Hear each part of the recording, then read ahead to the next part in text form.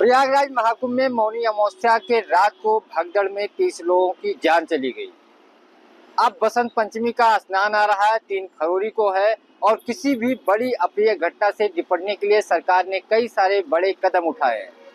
सरकार और मेला प्रशासन ने निर्णय लिया है कि मेला क्षेत्र में कोई भी वाहन का प्रवेश नहीं होगा, यानी ना तो मोटरसाइकिल जाएगी ना तो बाइक जाएगी। हालांकि स्टेशन से पहुंचने के लिए सिटी बस जो चल रही हैं वो यथावत चलती रहेंगी। इसके साथ साथ जो भी वीआईपी पास हैं उनको निरस्त कर दिया गया है। कोई भी वीआईपी पास नहीं लागू है, यानी कोई भी वीआईपी पास मान्य नहीं होगा। इसके साथ साथ मुख्यमंत्री ने जब कल बैठक की, चूंकि कुंभ एक बड़ा सरकार का एक ड्रीम कार्यक्रम था, मुख्यमंत्री लगातार बैठक कर रहे थे।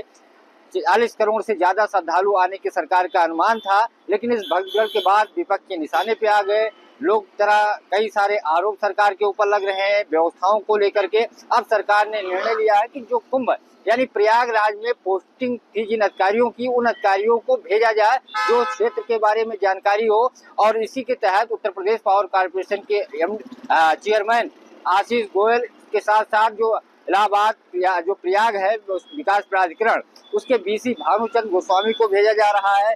इसके अलावा 3 पीसीएस अधिकारियों को आज भेजा गया है, चूंकि वो वहाँ पे पोस्टिंग रह चुकी है या क्राउड मैनेजमेंट के लिए बेहतर माने जाते हैं। ऐसे अधिकारियों को भेजा जा रहा है। और आज बसंत पंचमी के स्नान को लेकर के यूपी के मुख्य सचिव और डीजीपी प्रयागराज पहुंचे हैं, समीक्षा करेंगे, बैठक करेंगे। क्योंकि बसंत पंचमी भी मौनी अमावस्या के बाद दूसरा सबसे बड़ा स्नान माना जाता है जो 3 फरवरी को है। इसको देखते हुए व्यापक बंदोबस्त, कहीं चूक ना हो, क्योंकि इस तरह के जो हादसे हुए हैं मौनी अमावस्या के दोबारा ऐसी पुनरावृत्ति ना हो, इसको लेकर के लगातार बैठक की जा रही है।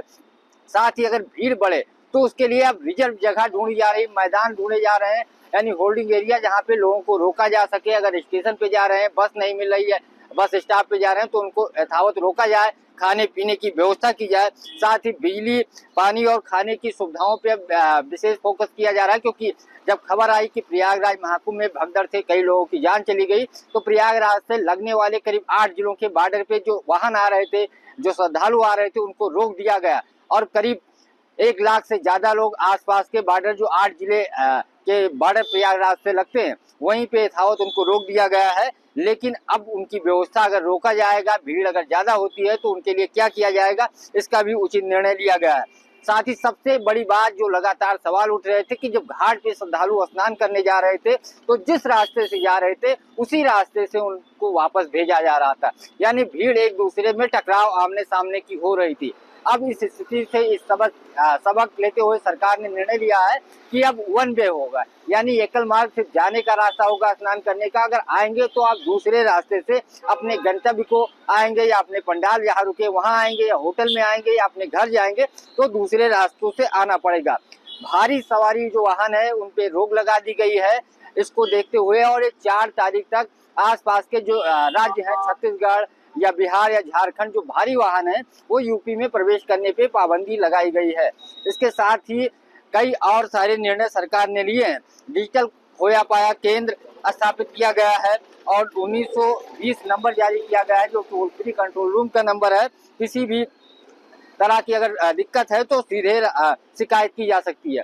सबसे ज्यादा जो शिकायतें आ रही थी, जो आरोप सरकार पे लग रहा था कि वीवीआईपी स्नान बना दिया है, अब सरकार ने निर्णय लिया कि 4 फरवरी तक कोई भी वीवीआईपी पास मान्य नहीं होगा और सभी पास को रद्द कर दिया गया है।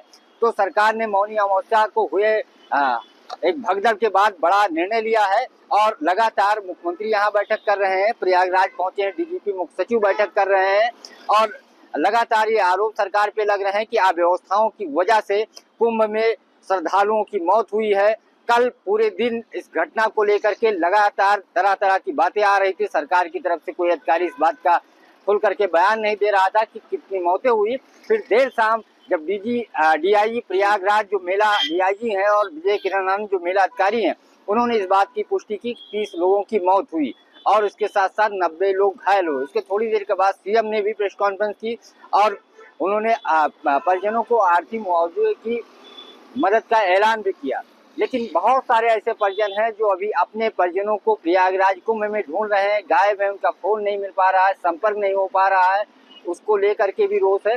सरकार ने इन सब चीज़ों को देखते हुए बसंत पंचमी को लेकर के बेहतर तरीके से कैसे तैयारी की जाए कि भीड़ इकट्ठा ना हो, क्राउड मैनेजमेंट बेहतर किया जाए, इन सब चीज़ों को फोकस करते हुए प्रयागराज में कई सारे अधिकारियों को भेजने का लखनऊ से निर्णय लिया है। पंकज चतुर्वेदी, TV9, लखनऊ।